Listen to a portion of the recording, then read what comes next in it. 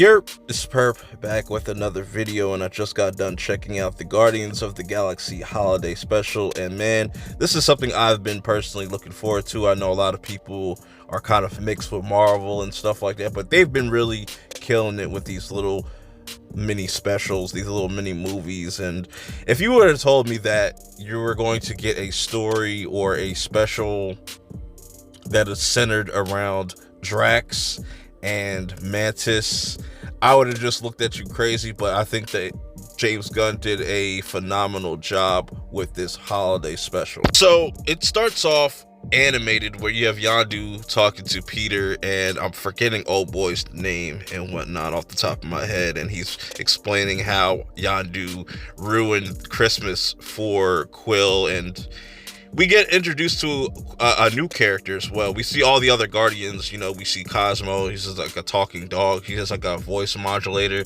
and Cosmo and Rocket are having a conversation. So curious to see where that's gonna go for Guardians 3. But that leads to Mantis also revealing a big secret that is a big deal, I feel like, where she tells Drax, like, yeah, Peter is my brother, you know what I'm saying? So Peter has a sister, not knowing that it's Mantis. And they kind of come up with this idea to just kidnap Kevin Bacon and bring him back to Quill to kind of make him feel better, or just try to give him the best Christmas.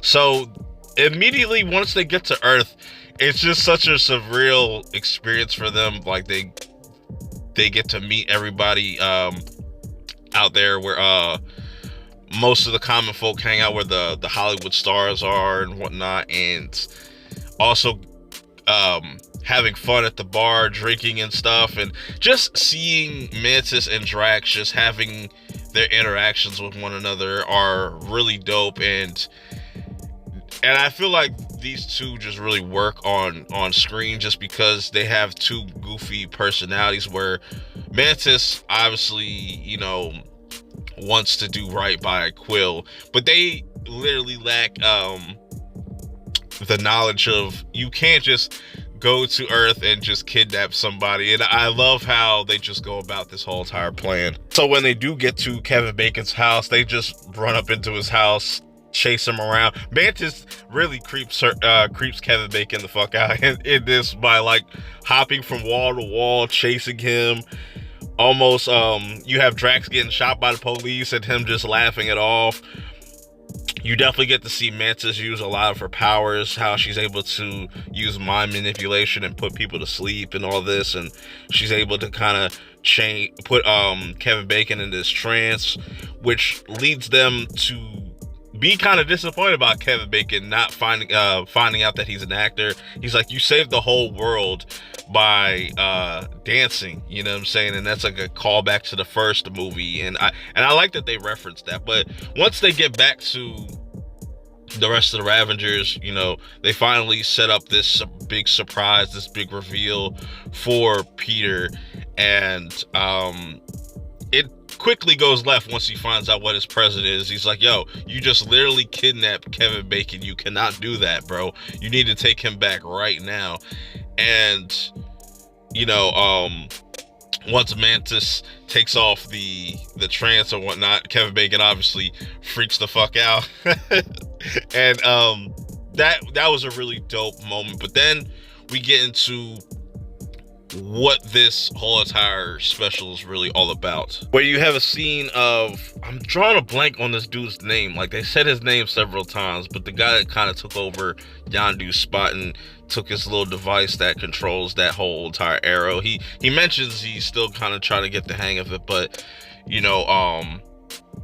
he pretty much lets Kevin Bacon know, like, he's always looked up to you. We've heard nothing but stories, and he even had to save the whole galaxy one time by dancing and whatnot, which leads to Kevin Bacon understanding, like, okay, I understand what I gotta do. And then we get to the ending where it's another musical number. There's two like musical numbers that I kind of skipped. I just don't care for that, but it's interesting that everybody's opening up their gifts. Mantis gives gives Drax one of those little elf things, which is funny. And I don't know how Nebula got her hands on Bucky's Wakandan arm, because that's all Rocket ever wanted. Then also you have Adult Groot. I guess you can call young Adult Groot. He looks funny as hell.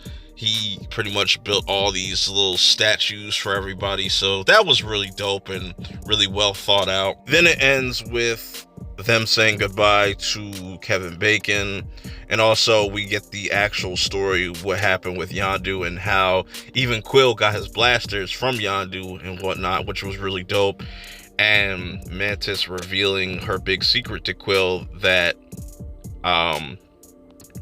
Mantis is Quill's sister, which he says like that's the best gift anybody could ever ask for, and they hug. And I just love just the whole setup and just all the lights, bro. This was a really dope Christmas special, better than I expected. I always thought that it was going to be silly and whatnot, but I like how it kind of ties into what we know from the past Guardians movies and kind of makes it interesting going into 3.